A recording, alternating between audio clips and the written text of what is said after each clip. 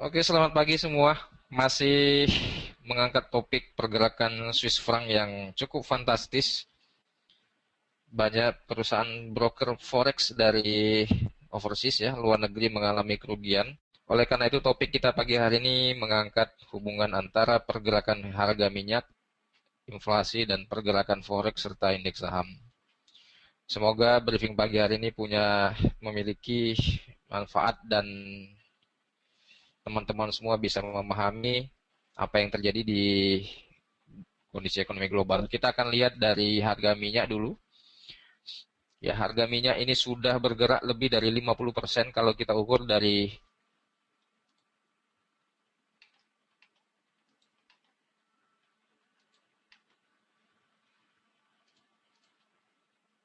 dari harga 107 ke 44 ini sudah lebih 50% pergerakannya mengalami penurunan. Coba kita lihat di tanggal 27 November 2014 di garis merah vertikal ini.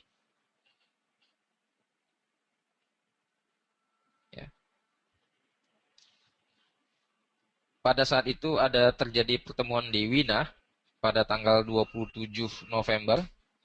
Organisasi negara bank ekspor minyak atau dikenal dengan OPEC yang menguasai hampir 40% dari suplai par dunia ya. Di situ mengalami gagal mencapai kesepakatan mengenai pembatasan produksi dan menyebabkan turunnya harga. Kenapa demikian?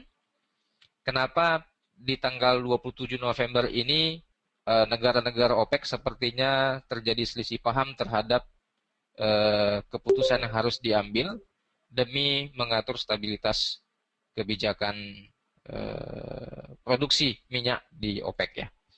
Oke, saya akan menjelaskan latar belakang kenapa di situ Arab Saudi terutama total produksi OPEC yang dipenuhi 30% oleh Arab Saudi sangat mendominasi mayoritas suara OPEC ya.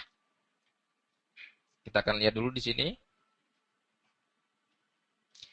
Balance of trade negara-negara yang berwarna biru ini adalah negara-negara yang transaksi perdagangan ekonomi luar negerinya sangat positif ya.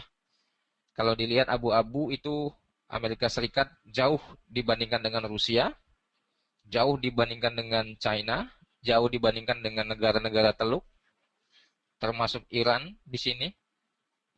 Sebagian negara Afrika juga balance of trade-nya juga sangat bagus dibandingkan Amerika Serikat. Nah, ini diukur dengan menghitung rata-rata 5 tahunan dan 1 tahunan.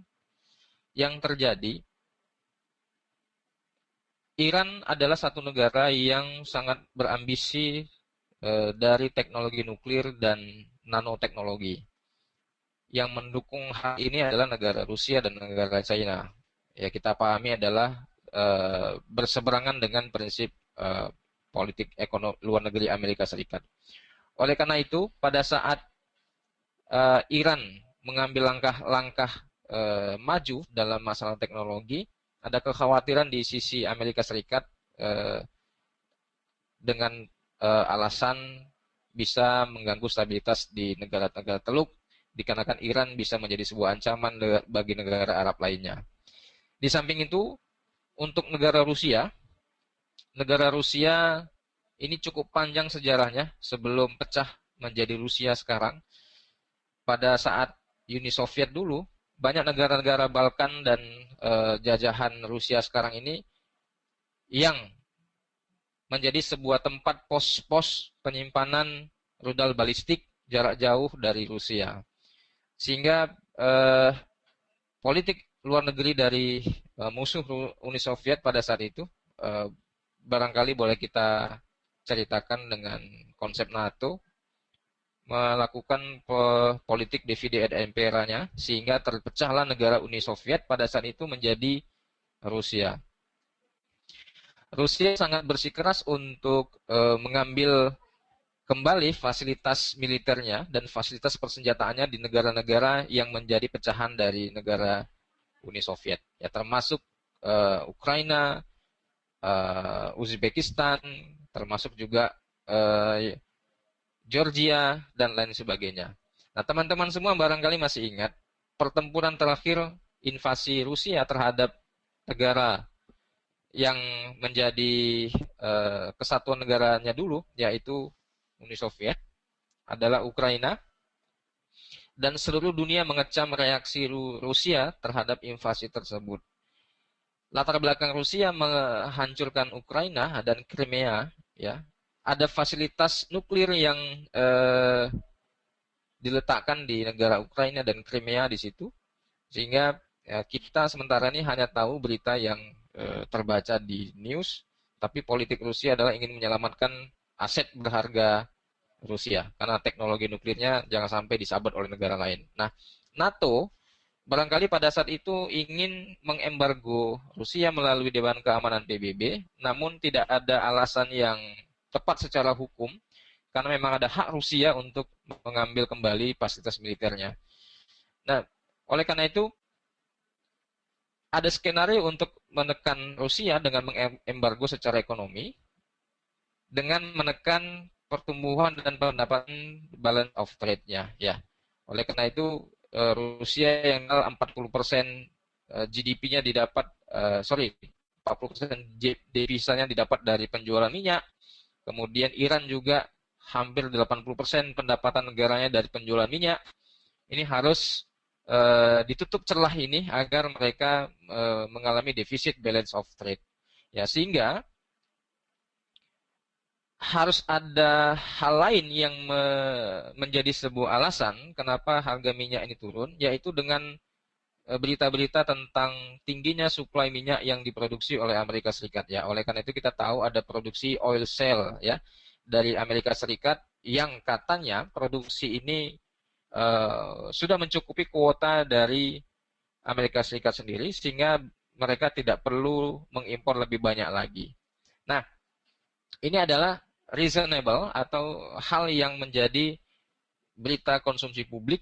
Demikianlah adanya karena suplai yang terlalu tinggi dari minyak ini sehingga harga minyak mengalami penurunan. Oleh karena itu, pada saat tanggal 27 November 2014 di Wina, 5 negara ini yang paling vokal untuk menyerukan memangkas produksi harga minyak agar harapan minyak kembali ke normal. Pertama adalah Venezuela, kedua adalah Iran, ketiga Korea Utara, Korea Utara tidak masuk, Cina, kemudian Rusia, dan lain sebagainya, negara-negara yang cukup berseberangan dengan Amerika Serikat.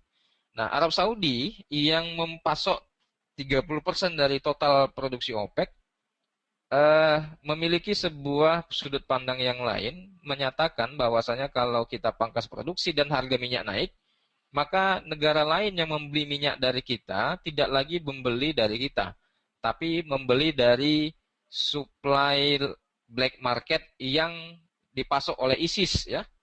Kemudian dipasok oleh militan-militan di Libya, di Afghanistan dan di Suriah barangkali, sehingga kekhawatiran Arab Saudi jika OPEC memangkas produksinya, maka negara konsumennya membeli bukan dari negara OPEC, tapi membeli dari ISIS yang menjual harga di bawah harga pasar dunia.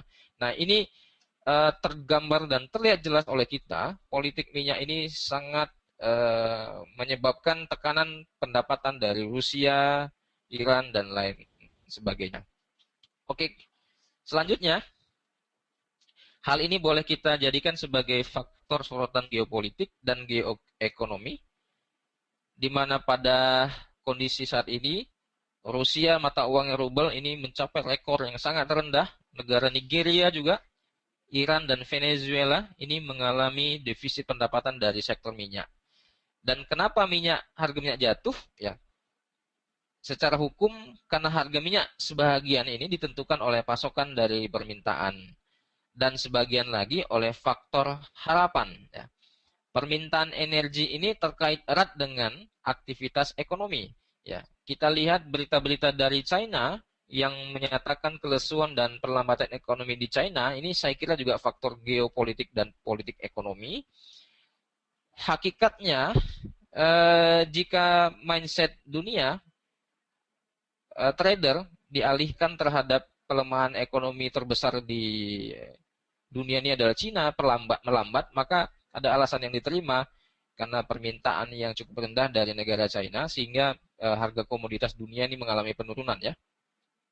Namun kalau teman-teman semua jalan-jalan ke China, hal serupa tidak ditemukan adanya. Bahkan di Cina itu geliat ekonomi dan sudah menjadi sebuah kota metropolitan, bahkan lebih mewah dan lebih megah dari New York sendiri kalau Anda sudah pernah ke sana ya.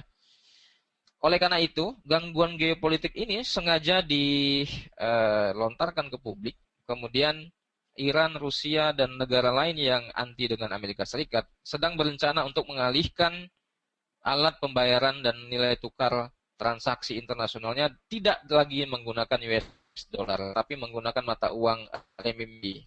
Itu yang menyebabkan kekhawatiran dan ketakutan Amerika Serikat dalam dominasi mata uang US dollarnya jika pemain dunia ini tidak menggunakan dolar sebagai alat pembayaran transaksi internasional.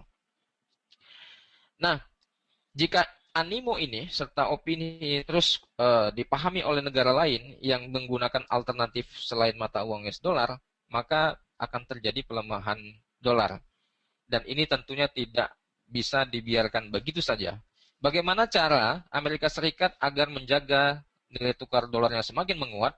Maka hal yang paling logis dilakukan adalah dengan menginstruksikan seluruh fund manager dan fund hedge seluruh dunia ini untuk menarik portofolionya di negara lokal, kemudian mengembalikan mata uang itu masuk lagi ke Amerika Serikat. Nah, ini yang terjadi. Sama seperti kasus 2008 pada saat krisis global, fund hedge seluruh dunia ini semuanya melakukan sell off sehingga indeks saham, bursa saham mengalami penurunan yang tajam. Aliran modal uang hot money kembali ke Amerika Serikat dan yang terjadi adalah penguatan US dollar. Ini yang terjadi sekarang. Oleh karena itu, pindahnya mata uang ini ke Amerika Serikat tentu harus ada kompensasi. Kompensasi ini harus dibayar dengan suku bunga. Prediksi dan rencana The Fed akan menaikkan suku bunga inilah sebenarnya adalah alasan untuk bagaimana menarik mata uang dolar kembali ke Amerika untuk menopang dolar Amerika Serikat jika negara-negara Venezuela, Iran, Nigeria, dan Rusia menggunakan mata uang Cina sebagai alat tukar neraca pembayaran internasional. Maka The Fed dipastikan apakah tahun ini atau tahun depan atau 5 tahun lagi, tidak tahu, tapi yang jelas ini akan menaikkan suku bunga. Sontak hal ini menyebabkan negara-negara yang mendapat aliran investasi dan modal seperti Indonesia yang cukup agresif untuk mengundang investor masuk ke dalam negeri akan menjadi buah si malakama. Ya, oleh karena itu BI dengan tergopoh-gopoh dan terburu-buru tanpa ada alasan dasar lain menaikkan suku bunga dari tahun 2013-2014 2 kali berturut-turut dari 4,25%, 7,50%, sekarang 7,75%. Bahkan ada rumor BI akan menaikkan suku bunga lagi ke 8,25%. Hal ini dilakukan Indonesia untuk merayu uang hot money itu agar tidak kabur dari Indonesia. Ini yang terjadi, situasi yang terjadi. Nah, kaitannya dengan mata uang lain seperti Uni Eropa, mata uang pound sterling dan Australia yang melemah, Anda tahu bahwasanya mereka adalah seluruhnya supporter Amerika Serikat. Maka konsekuensi untuk mendukung Amerika Serikat, maka mata uang mereka harus melemah. Skenario dan skema ekonomi secara regional Uni Eropa ini diatur dengan baik. Namun Yunani harus menurut aturan itu, sehingga ada ancaman Yunani kemarin ingin keluar dari zona Uni Eropa. Ancaman Yunani sempat dipandang sebelah mata oleh Jerman, yang notabene adalah ketua dari forum Uni Eropa. Kalau Yunani mau keluar, silakan saja ya, tidak ada pengaruh dengan kita. Tapi Amerika Serikat memandang lain, jika negara Yunani keluar dari Uni Eropa, yang terjadi adalah Yunani akan disupport penuh oleh Cina dan Rusia. Ini akan menjadi faktor risiko lain jika keadaan ini menjadi sebuah tantangan bagi Amerika, ya boleh kita katakan seperti itu. Sehingga negara Swiss alasan memangkas suku bunga kemarin boleh kita katakan adalah sebagai mengkondusifkan investor seluruh dunia yang menyimpan uangnya di negara Swiss untuk mendapatkan capital gain atau mendapatkan profit dari simpanan uang di negara Swiss, tidak lagi menyimpan uang itu di negara Swiss, tapi memaksa negara Swiss untuk mengalihkan portofolio modalnya. Teman-teman semua nanti bisa dicek di Bloomberg bahwasanya secara akumulasi Switzerland, negara Swiss ini mengakomodasi Cina melalui surat hutang Cina dan dibeli oleh negara Swiss sebesar 1 triliun US dollar. Ini menyebabkan ada permintaan di masa yang akan datang, renminbi ini menjadi mata uang masa depan ya. Yang kedua, kenapa dasar alasan Swiss memotong suku bunga, tapi negara mata uang Swissnya menguat? Nah, ini yang menjadi pertanyaan di hari Jumat lalu. Kenapa suku bunganya dipangkas, tapi kenapa mata uang Swissnya mengalami penguatan? Coba kita lihat mata uang USD Switzerland. Ya.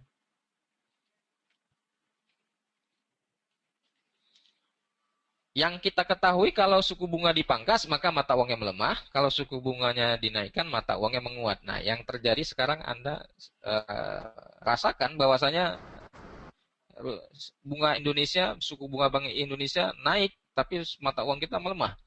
Suku bunga di negara Swiss dipangkas tapi mata uangnya menguat. Apa yang terjadi seperti ini? Maka posisi terbalik ini menyebabkan kerugian yang cukup besar karena memahami fundamental ekonomi bukan seperti itu ya. Ada alasan yang harus kita pahami, histori dan kaitan politiknya juga. Nah, menguatnya mata uang Swiss dengan dipangkasnya suku bunga acuan SNB menyebabkan aliran modal dari investor yang ada di Swiss sendiri tidak lagi menyimpan uangnya di negara Swiss. Ya, sehingga ada aliran modal yang kembali ke negara Swiss dengan mengkonversi seluruh mata uang lainnya di negara Swiss dan mengalihkan mata uangnya itu ke Swiss yuan. Ya. Mata uang Swiss dan yuan. Mungkin barangkali kodenya belum ada di kita. Tapi konversi itu menyebabkan penjualan dolar besar-besaran, kemudian membeli mata uang Swiss secara masif, kemudian memindahkan mata uang Swiss ke negara yuan, ke negara Cina untuk pembelian obligasi. Sehingga boleh kita simpulkan investor secara global sedang perlahan-lahan mulai tidak lagi mempercayai surat hutang Amerika Serikat, bahkan sekarang lebih mensupport ke negara China. Ini yang menyebabkan mata uang Swiss mulai menguat. Yang terjadi jika reaksi ini diketahui oleh khalayak investor secara umum, secara general, maka yang terjadi akan pembalikan mata uang US dollar. Oke, kita lihat dulu mata uang dolar.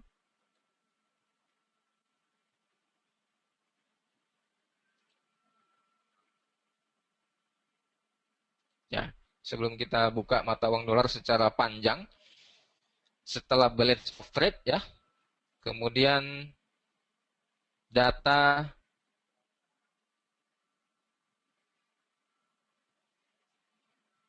unemployment rate ya, tingkat pengangguran, warna biru yang biru tua ini adalah tingkat pengangguran yang tinggi, tetapi warna yang abu-abu ini tingkat penganggurannya rendah ya. Yang paling rendah di dunia ini tingkat penganggurannya di Greenland ya, karena di sini nggak banyak orang hidup ya. Yang paling rendah juga, yang paling banyak populasinya itu di Malaysia, Asia Tenggara.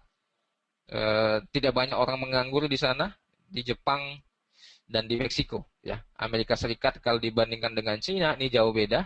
Di Amerika Serikat dibandingkan dengan Rusia juga jauh beda. Oleh karena itu, semakin rendah tingkat pengangguran, biasanya politik ekonominya lebih stabil ya. Oke, ini adalah alasan dari tingkat tenaga kerja yang diukur dari persentase. Amerika Serikat sekarang berupaya untuk menekan laju pengangguran dan menaikkan angka pekerjaan. Oke, kita akan lihat dulu di sini. Ya, karena data US dollar kita tidak begitu banyak ya, saya terpaksa harus mencari source lain untuk mereview kekuatan dan pattern US dollar ya. Ibu Sundari, barangkali ada pertanyaan dari floor?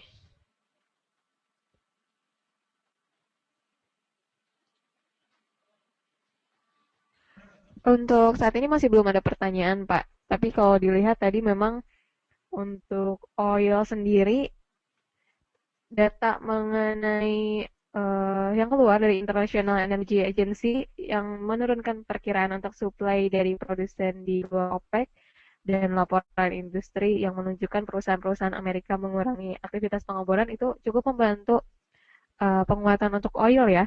Dan nanti mungkin bisa sedikit dibahas mengenai komoditi emas, di mana beberapa hari kemarin juga terjadi penguatan ya di komoditi emas.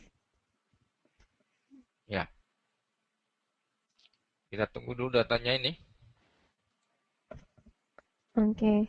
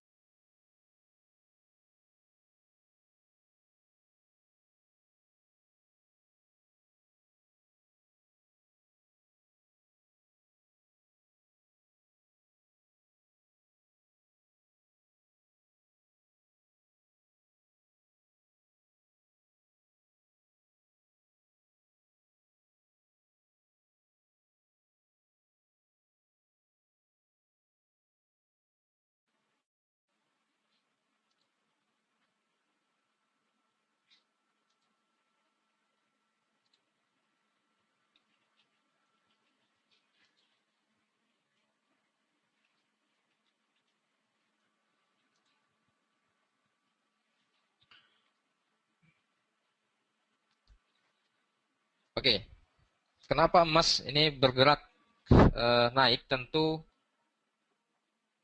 terkait dengan eh, demand ya. Kalau emas memang demandnya yang mempengaruhi pergerakan itu naik ya. Faktor inflasi adalah sebuah ketakutan yang selalu menghantui investor untuk mengukur value aset mereka di masa yang akan datang ya.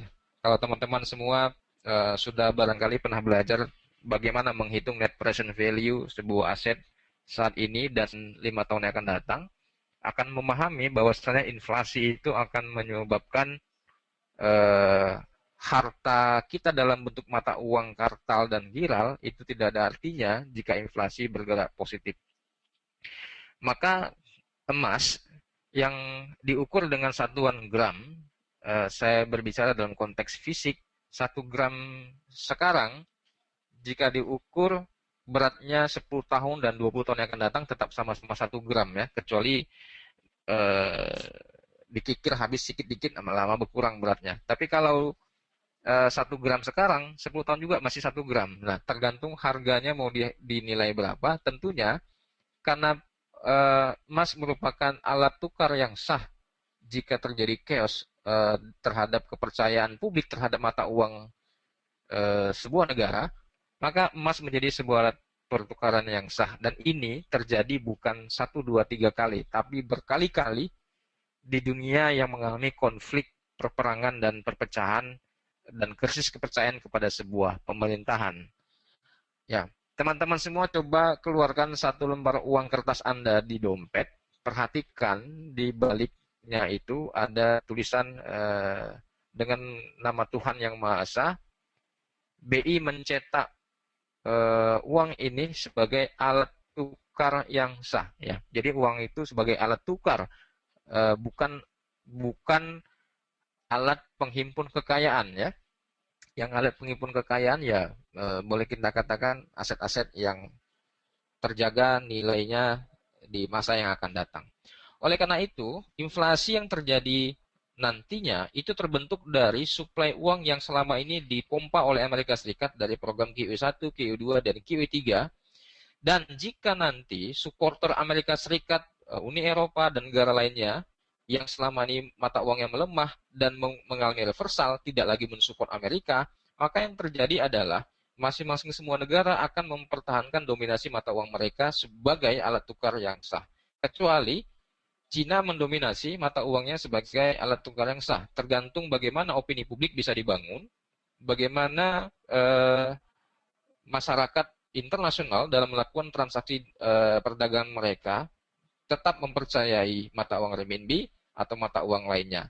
Tapi jika politik ini kacau, akan terjadi pembayaran yang sah, yaitu dengan melakukan pembayaran apakah dengan surat hutang, apakah pembayaran dengan obligasi, apakah dengan emas, dan lain sebagainya. Ini yang terbaca dari inflasi yang terjadi sekarang ini.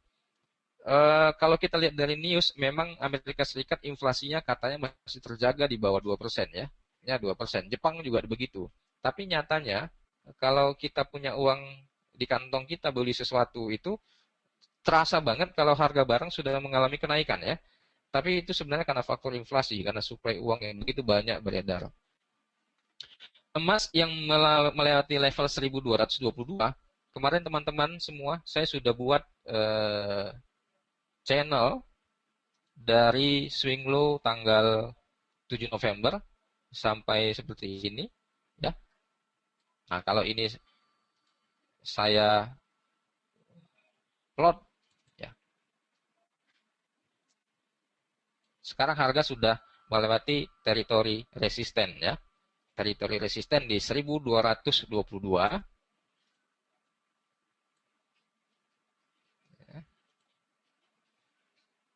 Ini resisten.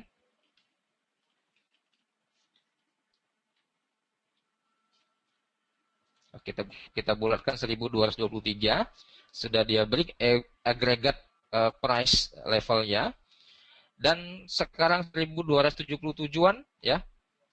Kemana harga emas ini berlanjut? Saya kira untuk sementara ini news yang kita baca dan fundamental yang kita lihat di sini sedang terbangun kembali untuk bagaimana dolar ini menguat ya, sehingga akan ada koreksi-koreksi kecil untuk di mata uang emas, untuk emas diukur dari candlestick line ya, garis candlestick ini ada preview support dan preview resisten yang saya ukur menjadi incaran harga pullback untuk floor support strong di 1245 ya. 1245. Nah, begini. 1245 untuk incaran harga kita melakukan action buyback lagi untuk di emas dengan batasan stop loss 1223. Ya, jadi teman-teman semua, untuk skenario emas kita menunggu harga mengalami penurunan dulu sampai ke preview support di sini 1245 dengan batasan stop loss di angka 1223. Tinggal hitung berapa resiko dan modal yang dibutuhkan untuk Anda mau buyback di emas ya. Channelnya sudah terbentuk dan break resisten. Ibu Sundari, situasi ini terjadi dikarenakan faktor kekhawatiran investor dari inflasi yang muncul karena faktor suplai uang yang masih belum bekerja secara optimal. Nah, kita akan lihat lagi dengan dolarnya tadi ya.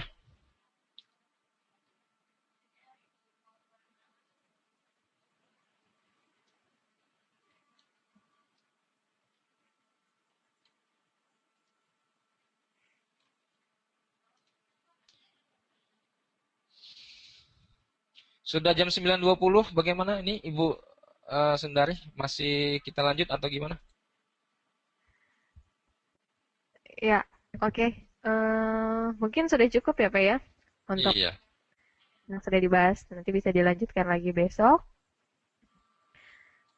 Untuk data yang akan keluar hari ini, tadi ya yang sudah sempat saya sampaikan di awal, bahwa nanti kita akan menunggu data PPI dari Swiss franc, kemudian juga ada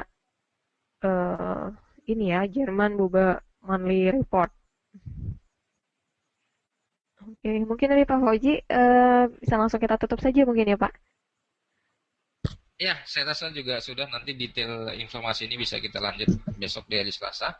Terima kasih, selamat pagi dari Medan. Oke, ya terima kasih juga untuk Bapak Fauji yang telah menyampaikan materi morning briefing hari ini. Terima kasih kepada rekan-rekan yang telah berpartisipasi juga.